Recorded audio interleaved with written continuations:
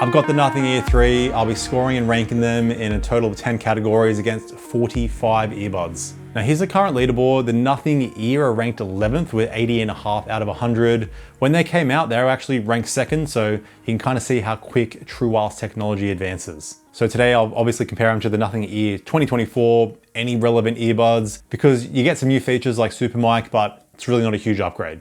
Anyway, retail price is 179 US dollars. They cost me 299 Aussie dollars.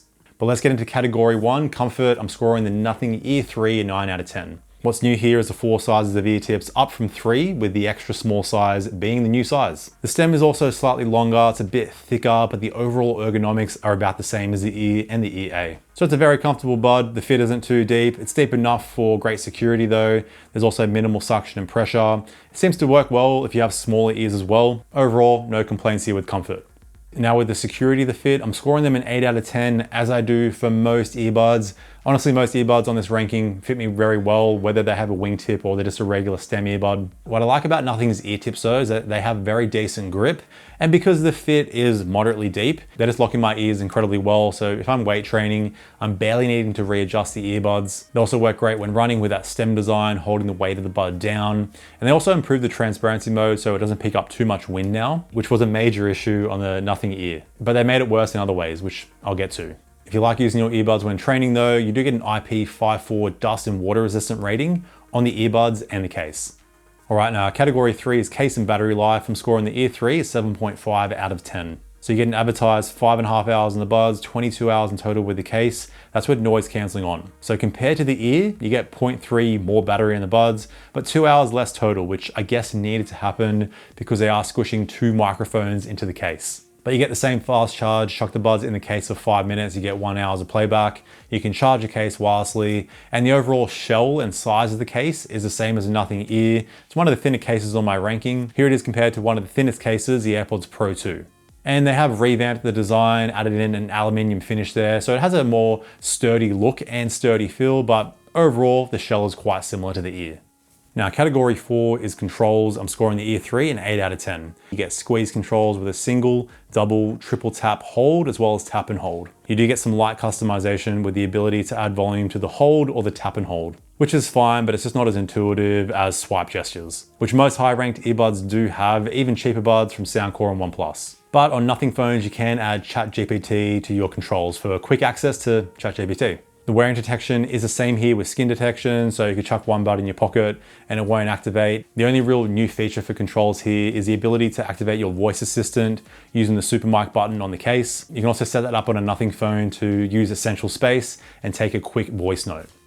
All right, now category 5 is connectivity. Scoring the Ear 3 an 8.5 out of 10. So you get Bluetooth 5.4, SBC, AAC, and LDAC. Also Google Fast Pair and Microsoft Swift Pair. You don't get LHDC anymore, which is fair enough. It's not the best high-res codec, and I ran into a lot of issues when it came to latency with it. What's not great to see here is when using either earbud with the other in the case, say you're using the left earbud on its own, you're only going to hear the left audio channel, not the left and right audio channel. Most buds today do work in mono mode. But you still get multi-point connection here. You can connect 2 devices to the buds at the same time. You just need to pause playback on one device before you play it on the other device for that audio to kick in.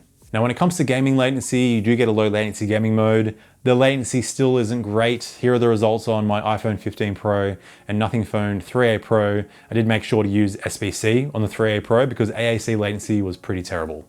All right, now category 6 is call quality, and I run through 3 tests: a quiet room, simulation crowd noise, and a simulation windy city with construction noise. So the only real upgrade of the Ear 3 over the ear is going to be the Super Mic option on the case. There's 2 mics built in, hold it down for quick use, double tap to leave the microphone on, and it's definitely going to work a lot better if you're in a quiet room. There's a bit of background noise, but I think the actual regular earbud mics work better in windy conditions. So that's why I'm scoring them a 9.5 out of 10, kind of combining Super Mic in there. But the earbud mics have been improved over the ear as well, which wasn't really an issue. The Nothing Ear mics were already pretty great. So here are some samples with Super Mic on, just the earbud mics, compared to the Nothing Ear and one of the highest scored Huawei FreeBuds Pro 4.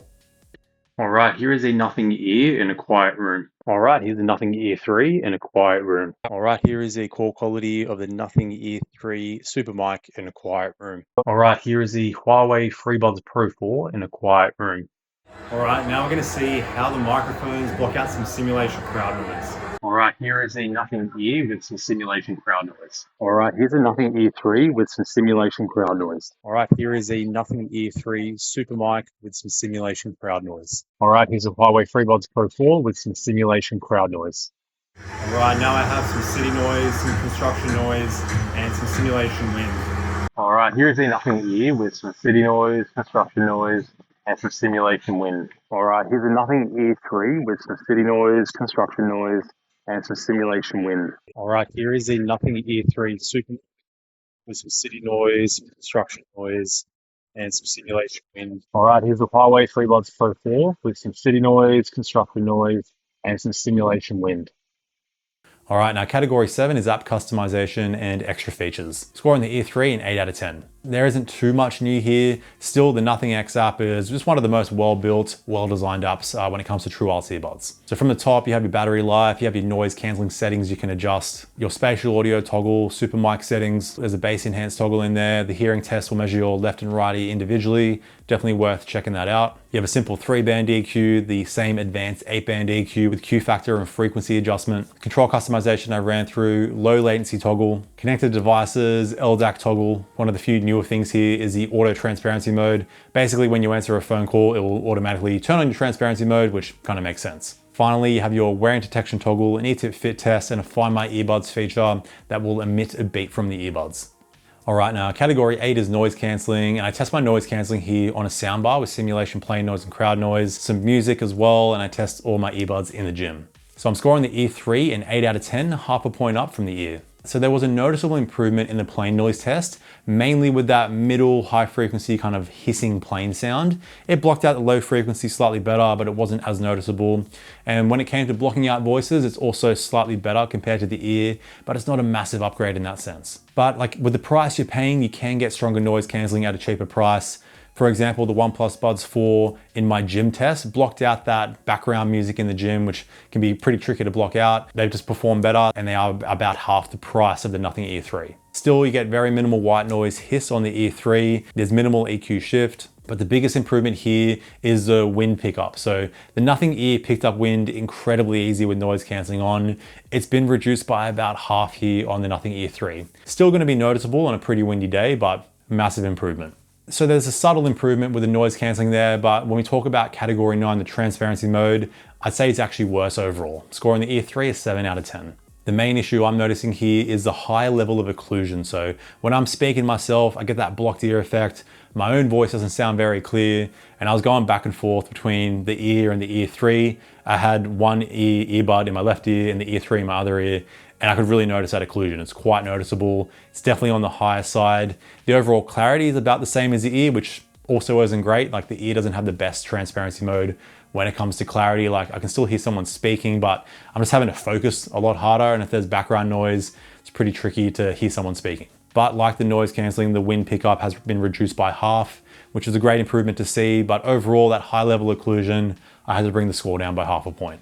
And again, there's plenty of better earbuds with a better transparency mode at a cheaper price. OnePlus Buds 4, they're scored much higher, and the overall transparency is much better. All right, now onto the final round, sound quality. Starting here with my max volume test, I just got over 112 decibels on the Ear 3. Keep in mind that's with the stock tuning.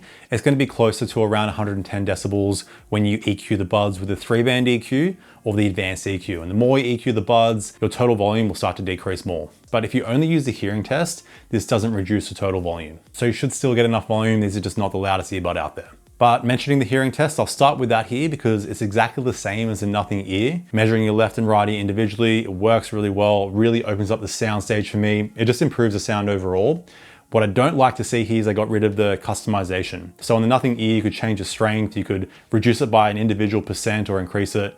You could really tailor in the sound with the hearing test, but that's now not here on the Ear 3. But still, I am going to score the Ear 3 an 8 out of 10 for sound here. But do keep in mind, the sound is completely different to the Nothing Ear.